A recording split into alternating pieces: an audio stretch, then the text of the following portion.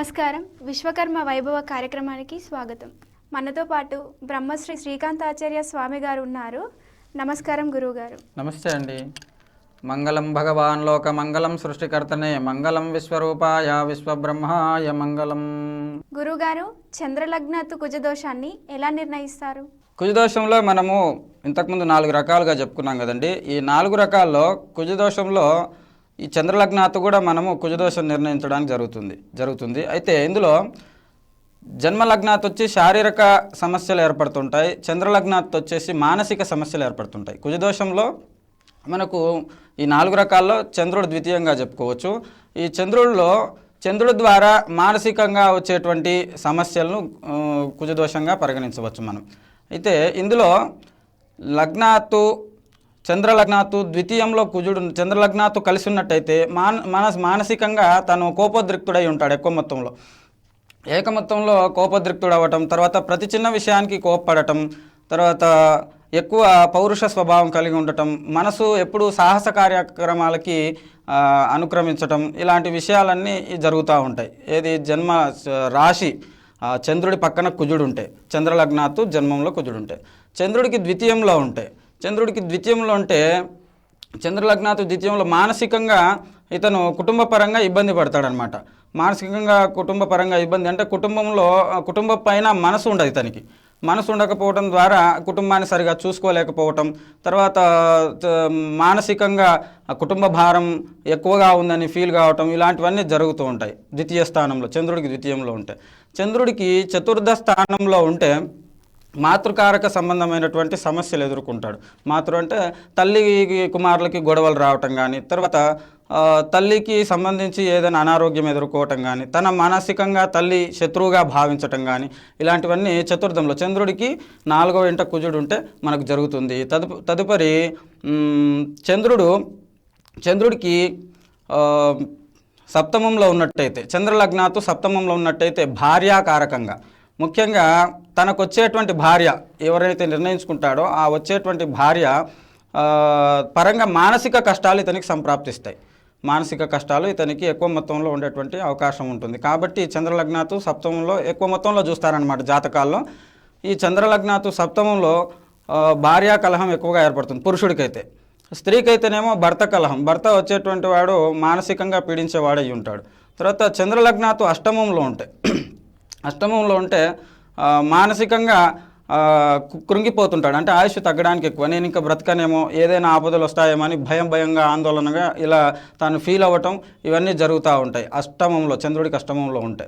తర్వాత చంద్రలగ్నాత్తు వ్యయంలో ఉంటే తాను మానసికంగా అన్నీ ఖర్చు పెట్టుకోవటం, అంటే విలాసాలకు, తర్వాత తన స్వేచ్ఛకు ఎక్కువ మొత్తంలో ఈ కుజుడు ఖర్చు కారకుడు అనమాట. హాస్పిటల్కి కానీ మిగతా ఏదైనా అనర్థాలు జరగటం, హాస్పిటల్కి ఎక్కువగా తిరగటం, తర్వాత రక్త సంబంధ వ్యాధులు ఉండటం, మానసికంగా ఉండేటువంటి వ్యాధులు ఏవైతే ఉంటాయో ఈ చంద్రలగ్నాతు వ్యయంలో ఉంటే మానసికంగా మనకు వ్యాధులు ఉండే అవకాశం ఉంటుంది. గురుగారు, చంద్రలగ్నాతు కుజదోషాన్ని ఎలా నిర్ణయిస్తారు? మనం ఇంతకుముందు చెప్పినట్టుగా చంద్రలగ్నాత్తు కూడా కుజదోషం వర్తింపు ఉందండి. ఇది 30%గా మనం తీసుకోవచ్చు జాతకంలో. అంటే 4 ప్రకారాలు మనం చూస్తామని చెప్పినాం కదా. ఈ 4 ప్రకారాలుగా అందులో 30% లేదా 25% వేసుకుంటే మనకు కుజదోషం ఎంత పర్సెంట్ ఉంది జాతకంలో అనే విషయం మనకు తెలుస్తుంది. అందులో ముఖ్యంగా చంద్రలగ్నాత్తు మనం కుజదోషం తీసుకుంటున్నాం. ఈ చంద్రలగ్నాత్తు కుజదోషం తీసుకున్నప్పుడు చంద్రుడు జాతకంలో మన జన్మకుండలిలో ఎక్కడైతే ఉంటాడో ఆ చంద్రుడు ఉన్న స్థానంలోనే, అంటే రాశి ఏదైతే ఉంటుందో ఆ రాశిలో ఎక్కడైతే కుజుడు ఎప్పుడైతే ఉంటాడో దాన్ని చంద్రలగ్నాత్తు కుజదోషం అంటాం మనం. తర్వాత ఈ చంద్రలగ్నాత్తు కుజదోషములో చంద్రుడు ఏమైతే మానసికంగా పనిచేస్తాడో అట్లా ఇతను కుజుడు యాడ్ అవ్వటం వల్ల, కుజుడు ఎప్పుడైతే కలిసి ఉంటాడో మనసుకు ప్రభావం చూపి చంద్రమా మనసో జాతః అని మనకు వేదం చెప్తుంది. ఈ వేదం ప్రకారం మనం తీసుకున్నట్టయితే చంద్రుడు మనస్కారకుడు. ఈ మనసు కుజుడు కలిసేసరికి ఇతను సాహస కార్యక్రమాలకు ఎక్కువగా మనసు ప్రేరేపించటం, తర్వాత అధికంగా చిన్న విషయానికి ఇంట్లో కోప్పడుతుంటారు వాళ్ళు. దీన్ని చంద్రమంగళ యోగం కూడా అనవచ్చు. చిన్న విషయాలకు ఎక్కువగా కోప్పడటం, తర్వాత అధికంగా సాహస కార్యక్రమాలకు వెళ్ళటం, తర్వాత పౌరుషపరమైనటువంటి మాటలు మాట్లాడటం, తర్వాత కలహప్రదంగా ఉండటం, మనసు ఎవరితో గొడవలు పెట్టుకోవాలి, ఎట్లా గొడవలు పెట్టుకోవాలి అని ఆలోచించటం, ఇలాంటి విషయాలని మనకు జన్మ లగ్నంలో అంటే చంద్ర లగ్నాత్తు కుజుడు చంద్రుడి పక్కనే కలిసి ఉంటే మనము ఈ విధంగా ఫలితాలు నిర్ణయించుకోవచ్చు. దాదాపు ఇలాంటి ఫలితాలు మనకు సమాజంలో ఎక్కువగా కనపడుతుంటాయి.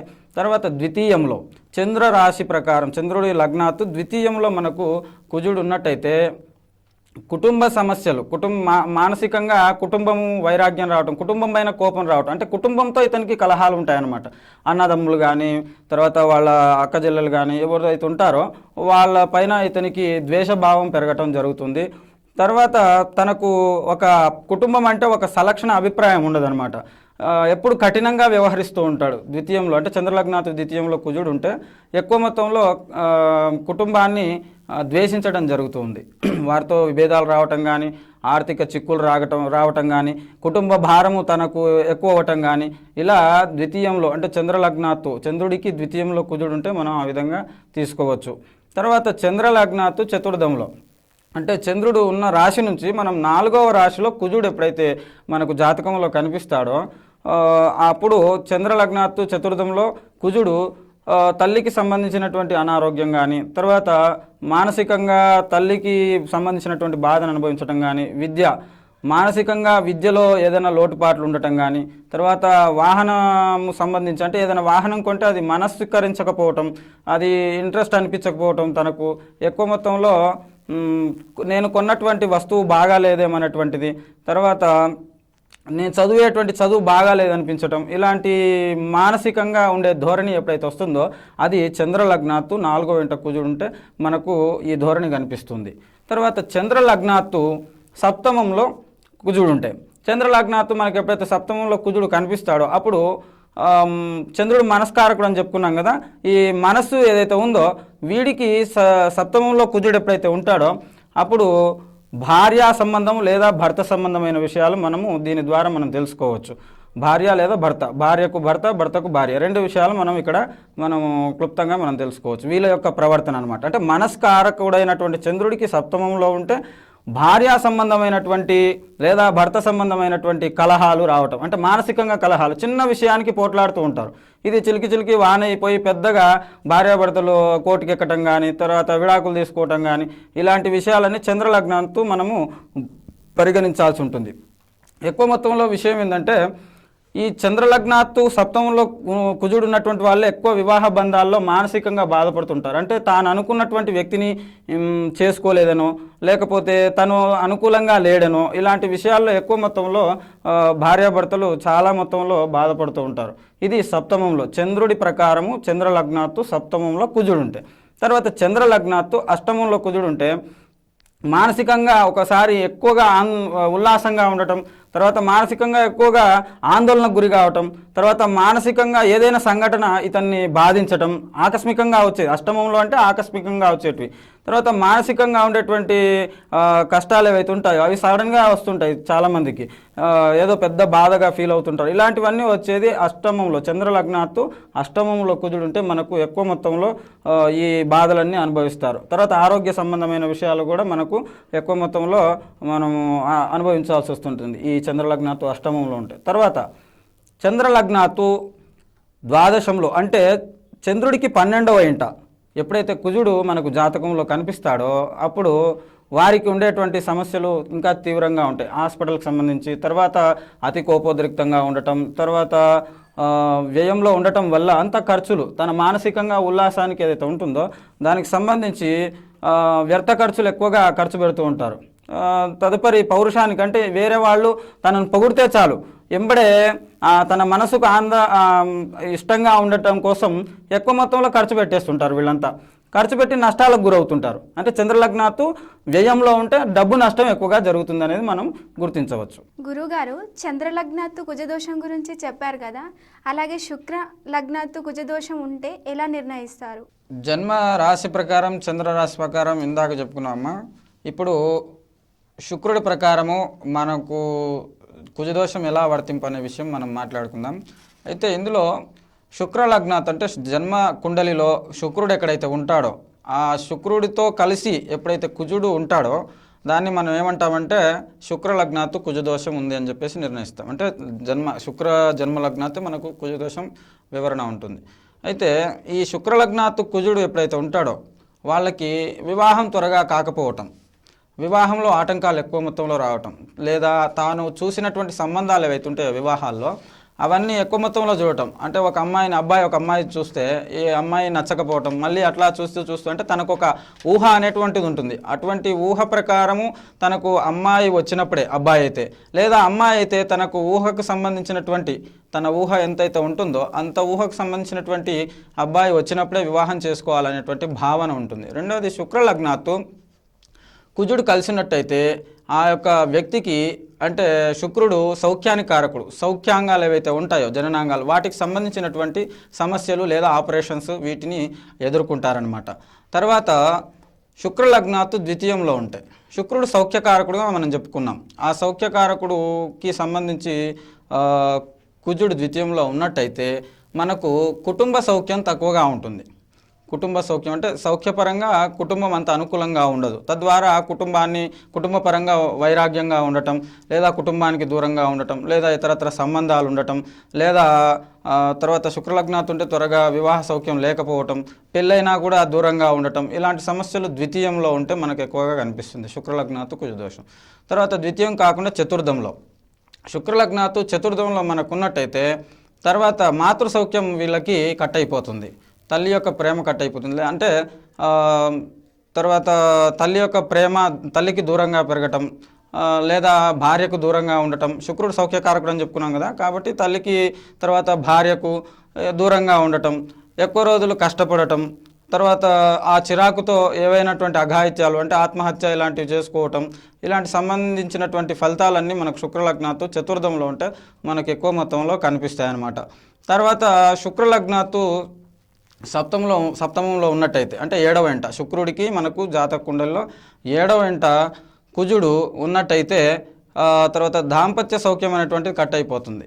వీరి భార్యాభర్తలు వివాహం చేసుకున్నట్టే ఉంటుంది, కానీ ఆయన అమెరికాలో ఈయన భారతదేశంలో ఉంటారు ఎక్కువ మొత్తంలో. ఎందుకు ఇలా ఉంటారు, తర్వాత ఎందుకు దూర ప్రదేశంలో ఉంటారంటే శుక్రలగ్నాత్తు సౌఖ్యం వాళ్లకు అందదనమాట. తద్వారా వాళ్ళు అశాంతికి గురవటం, తద్వారా కలహాలకు గురవటం, లేదా వేరే వివాహాలు చేసుకోవటం, ఇలాంటి శుక్రలగ్నాత్తు కుజదోషం వర్తింపు సప్తమంలో ఉంటుంది.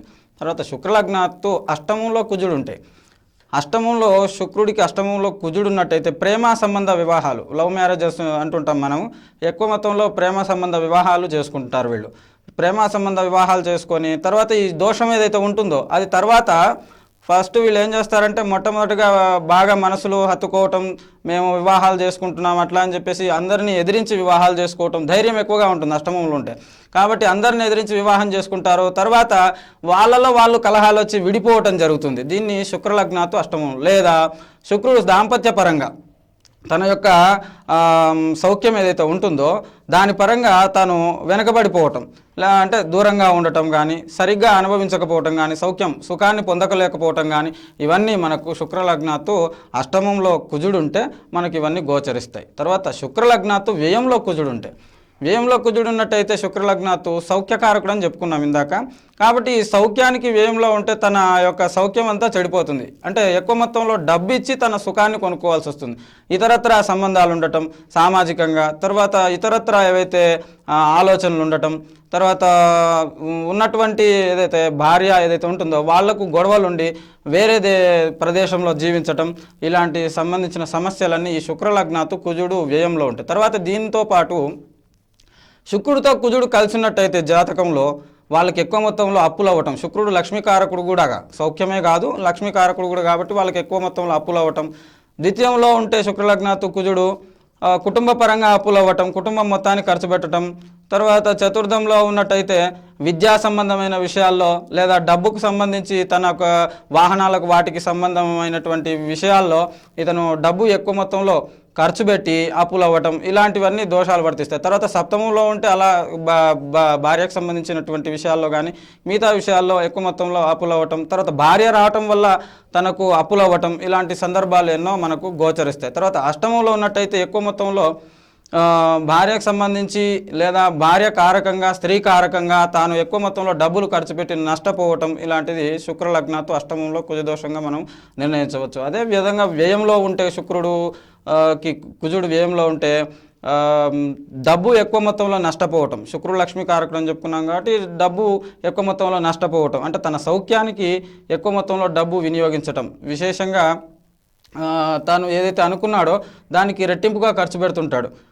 పరువు కోసం లేదా ఇంకేదో బయటి హంగులు ఆర్భాటాల కోసం ఎక్కువ మొత్తంలో శుక్రలగ్నాతో సుఖాలు పొందడం కోసం ఈ యొక్క సౌఖ్యాల కోసం తను డబ్బు ఖర్చు పెట్టి ఈ యొక్క దోష వర్తింపు ఎక్కువ మొత్తంలో తనకు వర్తింపు జరుగుతుంది. గురుగారు ఇప్పుడు కాల్ తీసుకుందాము. నమస్కారం గురుగారు. నమస్తేనండి, బాగున్నారా? ఎక్కడి నుంచి కాల్ చేస్తున్నారండి? ఓకే, చెప్పండి మీ సమస్య చెప్పండి. ఇంట్లో కొంచెం ఆర్థిక సమస్యలు ఎక్కువగా ఉన్నాయి గురుగారు. ఎప్పటి నుంచి గురుగారు? ఎప్పటి నుంచి వస్తున్నాయండి? చాలా రోజులు అయిందా?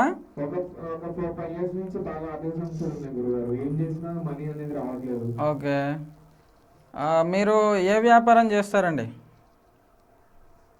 వ్యాపారం ఏం చేస్తారు మీరు?